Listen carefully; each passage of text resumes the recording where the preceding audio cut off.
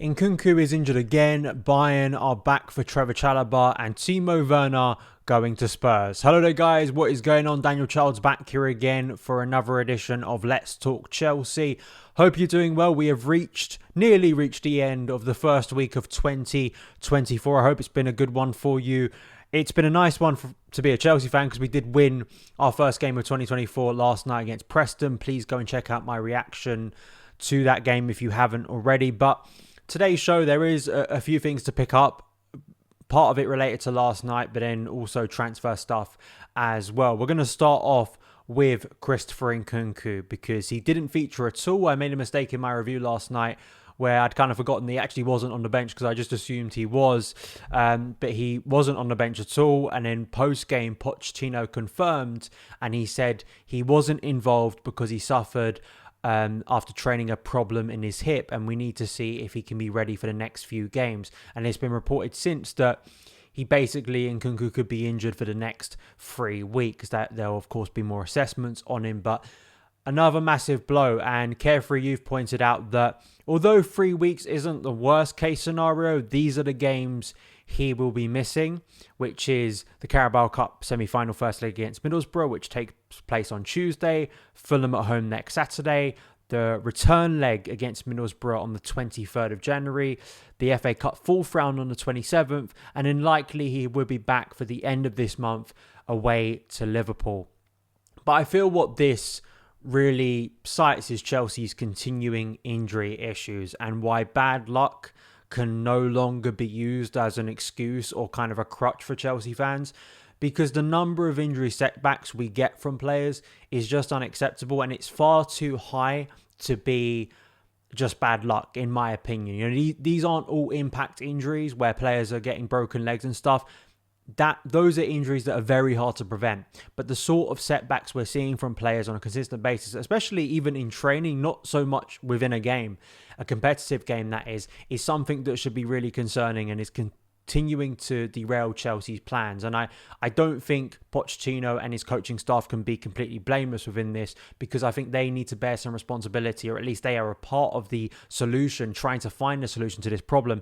And I want to tie to this another quote that Pochettino made regarding Chilwell, Badiashile and Carney Chukwuemeka, because he said that all three of those players are close, but we need to see every day the evolution. Always the risk is really important, and seeing how the players perform in the training session. And I think my concern, and I think you should be your concern as well, is that what's to say that those three players return, say midweek or against Fulham, and don't suffer the same problem pretty quickly that we've seen Christopher Nkunku suffer, and also Romeo Lavia, who literally suffered it in the first game he returned from injury. And, you know, we've seen consistent injury setbacks, not just initial injuries, but a consistent problem that has meant players spend further time on the sidelines. It takes them further to get back to any form of consistent fitness. So that is something for me that is just unavoidable at the moment. And it's a real shame, because Christopher Nkunku on his own is a wildly talented player, is someone that I am so excited to see what he could do in a Chelsea shirt.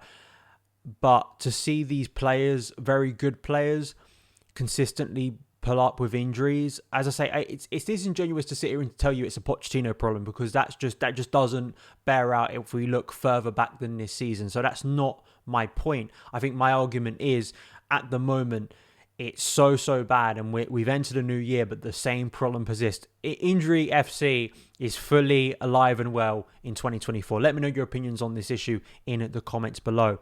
Second story is regarding Trevor Chala. Obviously, we're fully into the January transfer window now, and we did hear a lot about Trevor Chala potentially moving as, you know, late on as deadline day, but that move to Bayern broke down. But apparently, even because of Trevor Chalobah's injury issues, Bayern could be back. This is from Florian Plettenberg from Sky Sports in Germany, saying that there is new movement now between Trevor Chalobah and Bayern. Originally, this chapter was closed for all parties a few weeks ago, as reported. However, Chalobah is supposed to be match fit again by the end of January. Bayern is informed and they are still looking for a new right back. There's contact now, talks and ideas about a loan for the 24-year-old. The reason I want to bring this up is because last night, and I mentioned this in my review, really focusing on Alfie Gilchrist, who, you look at some of the numbers for Alfie Gilchrist, I put them on screen now, just highly impressive. I posted them on my Instagram as well for a debut. And it wasn't trying to go in on Alfie Gilchrist. I just felt that, he was being asked to play as a right back, and he's naturally not that in that position. He is more of a centre back, more of a natural defender. So I felt at times Chelsea were harmed by not having sort of a bombing fullback. But given it was his first start at Chelsea, I think we still have to be quite positive about that performance. But the point I made was, if you compare his performance, which is very steady, very assured, what we've seen from Gilchrist so far, compared to a player right next to him, Axel Disasi, who was bought for a fee in the summer, not the wildest fee you've ever seen, but a substantial fee, is expected to be playing at a high level. Who out of those two, if you didn't know anything about the history and the context of those two players, where they came from, what was their experience level like, who would look like the player that has a lack of experience, immaturity? It would be Axel Disasi. And I think it links back to Trevor Chala, because I do have a receipt for this, and I did talk about this during the summer regarding when Chelsea went in for Axel Disasi, and why for me the deal just didn't make a lot of sense, and why I wasn't that enthused by it. So I'll play that now, and then we'll talk a little bit more about it. My kind of instant reaction was, is this really necessary? Despite the injury to Wesley Fofana, despite the fact that we're waiting for Badiashile to return, and yes, Trevor Chala in the second half did go down with an injury, we've seen Bashir Humphreys, I think, have a really, really good pre-season. It's been great to see Pochettino really give him opportunity after opportunity, and it's hard to say that he has looked abject or out of place. He's looked very composed. He was with Thiago Silva in the game against Fulham, and didn't look wildly out of place. And I said, in recent videos, if you maybe don't need to sign someone else, maybe you could just promote Humphreys. But Chelsea clearly feel differently. I wonder how that's going to work out, and I wonder what the collateral damage is going to be, because a Trevor Chalobah instantly comes to mind here in terms of the amount of links for him. Levi Colwill too. I know he's a right-sided option, but Benoit Badiashile is a left-sided option too. So those two are competing. They clearly want depth, right, and that's what you're getting. But to have 5 centre backs, I don't know. I just wonder how it's all going to play out, and I wonder if it's going to go as well and as smoothly as people anticipate. For me, Trevor Chalobah is a better player than Axel Disasi, and that's not me sitting here and trying to say that Axel Disasi is rubbish. Axel Disasi provides nothing that I like. He has some attributes that I like. I think physically, he has adapted to the Premier League in a similar way to where Benoit Badiashile, but I think Benoit Badiashile is just a more accomplished defender than Axel Disasi. But my problem with a signing like Disasi is it's the classic Chelsea new shiny toy syndrome type deal, where because someone costs a lot, because someone is coming from elsewhere and we're buying them in, they instinctively, and people just assume they are clearly better. They must be better than the academy graduate we currently have. They have to be, right? Because the market never lies. Chelsea are paying money. This guy's played in Liga. He's played for Monaco, a decent sized club. He surely should be better than what we could provide from internal solutions within Cobham. And it's this kind of fallacy within the market that Chelsea continue to fall for.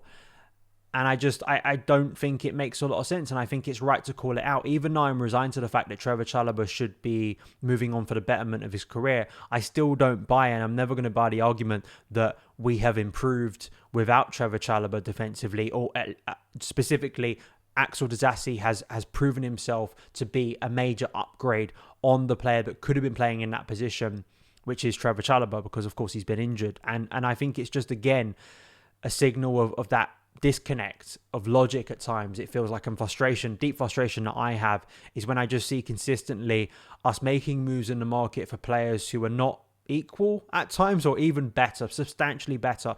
I gave Malo Gusto a lot of credit last night, because that is proof of going out in the market specifically for a position and an area that we needed to strengthen, bringing in a player and then very quickly proving in a number of ways that they are absolutely the best option, or at least have upgraded our squad. Malo Gusto has made Chelsea's squad stronger, especially in the right back position. That is undeniable. Cole Palmer has made Chelsea's squad stronger in the attacking position. There is, he is clearly a quality player. He's clearly an influential player. I have no problem. It's not about don't go out and sign players if they're better, but they have to be better because we're just wasting time and wasting money. I love it for Trev that he could be going to Bayern, a club that could win the Champions League. I think he will quickly prove to be one of the best defenders in the Bundesliga. And even though he might be asked to play right back, we know the versatility of Trev, like a lot of Cobham players. I think he'll excel. It is kind of a little bit ironic that Tuchel would be the manager bringing him in, someone who I don't think treated Trev the best, in my opinion. Seemed to discard him and used players in worse form because they were a little bit older and maybe had more experience. But actually in performance, Trev was one of the better players in the Tuchel era, if we think about it, in terms of just the performances he had, the impact he had defensively for Chelsea in some big games against elite opposition. But that's it for Trevor Chala. I hope for his sake he does get a move this month because it doesn't look like he's going to get any time at Chelsea under Pochettino. So those are my thoughts. Let me know yours. Finally, I've got to talk about this. Timo Werner is returning to the Premier League with Spurs. This came up. I was out yesterday morning doing a 5K, a brutal 5K run. And then I was just a little bit beaten down, and then I saw this and it did make me chuckle on the way home because it's... Whatever it is for Spurs, that's kind of not the interest to me. The interest is the reaction from Chelsea fans because there's still Chelsea fans out there who... Listen, I understand the liking towards Werner as a character. I really do. And my criticism of him has never been personal, as I never try to go to, unless we have clear evidence of a Courtois situation or whatever, right? As a character, I think Werner is clearly a likeable personality. He clearly is someone that gets on well with players around him, seems like a good influence within the dressing room. No problem with that. It's what actually happens when he steps on the field that was my big problem at Chelsea. And based on the evidence of what we saw at Chelsea, he was a failure of a signing, a massive failure of a signing. He was technically inept at times. He provided very little output for a lot of investment. He got chances over and over again ahead of players who I think should have got more instead of him. Tammy Abraham being the prime example, I think, for me, especially in his first season at Chelsea.